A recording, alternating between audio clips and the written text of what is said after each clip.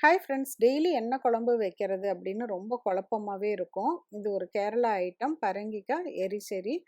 இதுக்கான தேவையான பொருட்கள் இந்த லிஸ்ட்டில் இருக்குது. இந்த எரிசெரி செய்கிறதுக்கு தட்டைப்பயிறு 1 கப் எடுத்துட்டு நல்லா 3-4 மணி நேரம் ஊற வச்சுருங்க. அதுக்கப்புறமேலு குக்கரில் போட்டு 3 விசில் வர வரைக்கும் வேக வச்சு எடுத்துக்கலாம். பாருங்கள், இது நல்லா ஊறி இருக்கிறதுனால 3 விசில் மட்டும் போதும். நல்லா சாஃப்டாக வெந்துடும். இப்போ கையில் நசுக்கி பார்த்தீங்கன்னா தெரியும். அதுக்கு மேலே ரொம்ப வெந்துச்சுன்னா குழஞ்ச மாதிரி போயிடும். இந்த அளவுக்கு சுண்டல் தாளிக்கிற அளவுக்கு இருந்ததுன்னா கரெக்டாக இருக்கும்.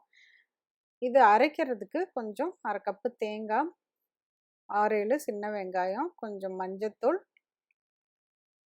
கொஞ்சமாக சீரகம் போட்டு அரைச்சி எடுத்து வச்சுக்கோங்க.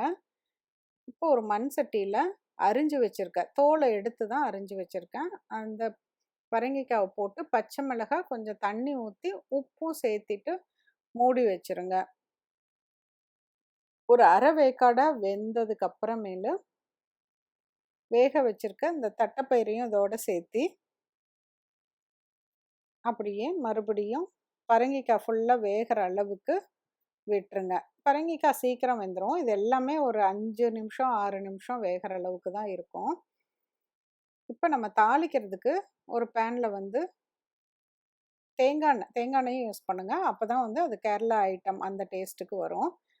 கடுகு போட்டு தாளித்து சின்ன வெங்காயம் நல்லா அரிஞ்சது, 2 காஞ்ச மிளகாய் இது எல்லாத்தையும் போட்டு நல்லா வதக்கி விடுங்க. சின்ன வெங்காயம் நல்லா கலர் மாதிரி இந்த ப்ரௌன் கலரில் வர வரைக்கும் வதக்கி விடுங்க. அதுக்கப்புறமேலு ஒரு 1/4 கப் துருவின தேங்காய், ஒரு 2 டேபிள் ஸ்பூன் தேங்காய் இருந்தால் போதும்.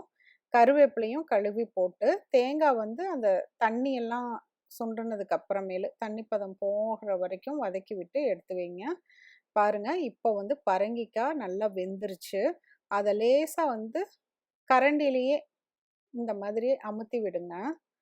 அமுத்தி விட்டுட்டு அப்போ தான் அதோட ஃப்ளேவரும் அதோட டேஸ்ட்டும் குழம்பாட்டம் வரும். அதுக்காக அது மாதிரி அமுத்தி விட்டு மிக்ஸ் பண்ணிவிட்டு நம்ம அரைச்சி வச்சுருக்க தேங்காய் விழுதை இதோட சேர்த்திக்கலாம். மஞ்சள், சீரகம் எல்லாம் போட்டு அரைச்சதில் அப்படியே அந்த வாசமே அவ்வளோ நல்லா இருக்குது. கொஞ்சமாக அந்த ஜார் கழுவி தண்ணி ஊற்றிட்டு கலக்கி விடுங்க.